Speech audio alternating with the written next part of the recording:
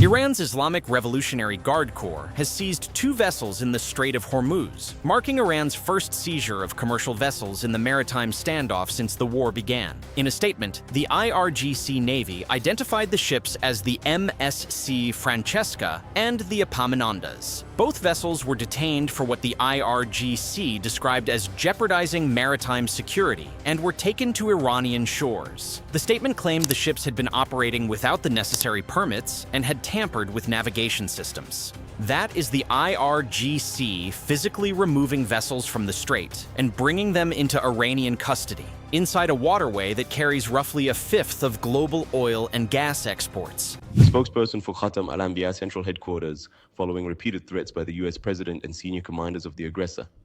This country's aggressive terrorist army declared full readiness, warning that the Islamic Republic of Iran's armed forces, should aggression or any action target Islamic Iran, will face an immediate, powerful assault on predetermined targets, delivering another deterrent lesson far more severe than ever before to aggressive America and the child-killing Zionist regime. The IRGC statement went further on one of the 2 vessels. It claimed the MSC Francesca was linked to Israel. That claim has not been independently verified by Reuters or AP, but the framing is deliberate. By declaring a vessel Israeli-linked, the IRGC is signaling that Tehran may treat commercial ties to Israel as grounds for action inside the strait. The Israeli linkage claim turns a maritime enforcement action into a political statement. It tells every shipping operator with any connection to Israeli commerce that the IRGC considers those connections sufficient grounds for seizure inside the waters it says it controls. The seizures landed inside a broader escalation in Iranian military messaging. Iranian state media carried a warning attributed to Khatam al-Anbiya Central Headquarters spokesman Ebrahim Zolfagari, but that specific statement has not been independently matched by Reuters or AP. According to the Iranian account, the armed forces warned of a powerful assault on predetermined targets in case of aggression, describing the potential response as a deterrent lesson far more severe than ever before.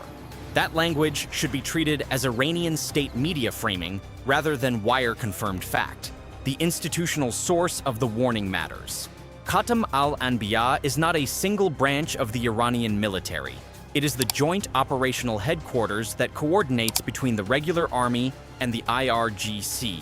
A statement from that level carries a different weight than a statement from a single commander or a single service branch. It signals that the warning is not the position of one faction inside the Iranian military establishment. It is the position of the command structure that would coordinate any actual military response. Whether that coordination is real or performative is not something outside observers can verify, but the institutional framing is designed to project unity across every branch of Iran's armed forces. The seizures did not happen in isolation.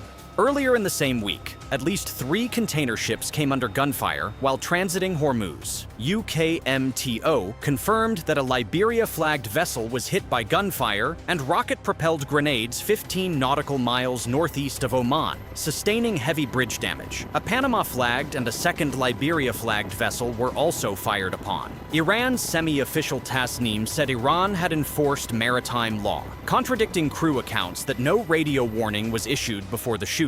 The seizure of the MSC Francesca and the Epaminondas now builds on that pattern, moving the crisis from attacks on ships to actual custody of vessels. Iran has framed the US blockade on its ports as an unacceptable obstacle and hinted it will not accept that pressure indefinitely, while reiterating that its own restrictions on the Strait of Hormuz will continue. That is both sides now operating enforcement regimes against each other inside the same waterway. The US blockade targets Iranian-linked shipping. Iran's restrictions target vessels it considers unauthorized or hostile. The 2 frameworks overlap geographically, but serve opposite purposes. Washington wants to choke Iranian trade.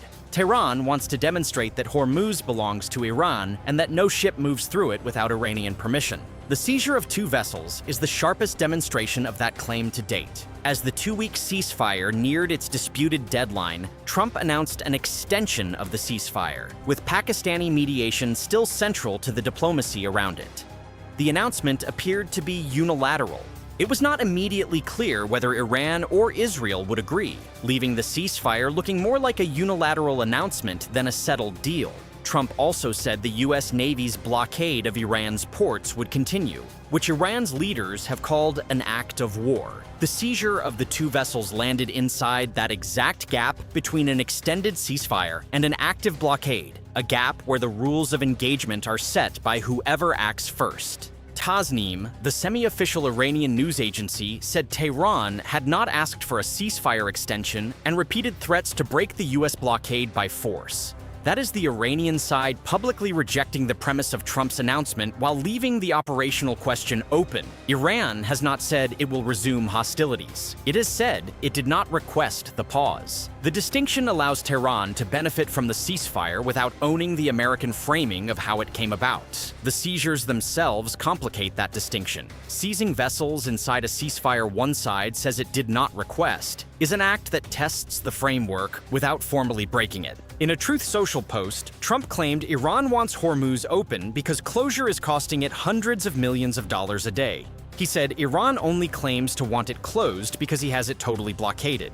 In the same post, Trump said people had approached him saying Iran wanted to open the strait immediately, but that if the US did that, there could never be a deal unless the US blew up the rest of their country, their leaders included. That language sits on the public record from the President of the United States, while a ceasefire he says he just extended is technically in force, and while two vessels sit in Iranian custody. Iran signaled that no final decision had been made on returning to talks in Islamabad, with its officials citing contradictory U.S. behavior and the naval blockade as major obstacles.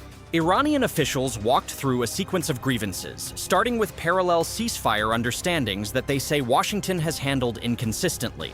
Baqaei then pointed to the naval blockade and the seizure of the Iranian vessel by the United States, saying a naval blockade is considered an illegal act under international law and constituted a clear breach of the ceasefire agreement. He described Iran's reaction to the American post-ceasefire conduct as one of deep frustration, noting that after Iran's foreign minister announced Tehran would fulfill its commitments, Washington's response was to continue the blockade. That sequence, in Baqai's telling, is the reason Iran has not committed to the next round. The grievance list is growing faster than the diplomatic track can process it. Vice President JD Vance's planned trip to Pakistan was put on hold as Tehran withheld confirmation for renewed talks. Washington had reportedly hoped to send a senior delegation before the ceasefire deadline. With Iran holding back and the ceasefire now extended on terms Tehran says it did not request, the Islamabad track is not formally collapsed, but clearly on hold until one side changes the terms.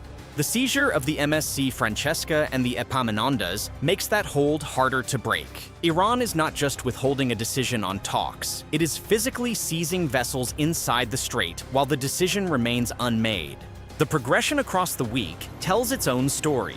Across the week, the pressure escalated from restrictions and attacks on ships to the outright seizure of two vessels. The IRGC is no longer just signaling, it is now taking vessels into custody. The international shipping industry now has to price in not just the risk of gunfire, but the risk of seizure, which is a different category of threat. A ship that is fired on can continue. A ship that is seized cannot. The insurance implications alone will reshape traffic patterns through Hormuz for weeks, regardless of what happens diplomatically. So this is the picture. Two vessels in Iranian custody, one claimed to be linked to Israel, the IRGC saying Hormuz disruption is its red line, Iran's top military command warning of full force on predetermined targets. 3 ships hit by gunfire earlier in the week, a ceasefire extended by Trump but not requested by Iran. Baqaei listing breaches and withholding a decision on talks. Vance grounded. The strait now sits between Iranian transit restrictions and an American blockade on Iranian shipping, with rival ceasefire narratives layered on top of the same narrow waterway.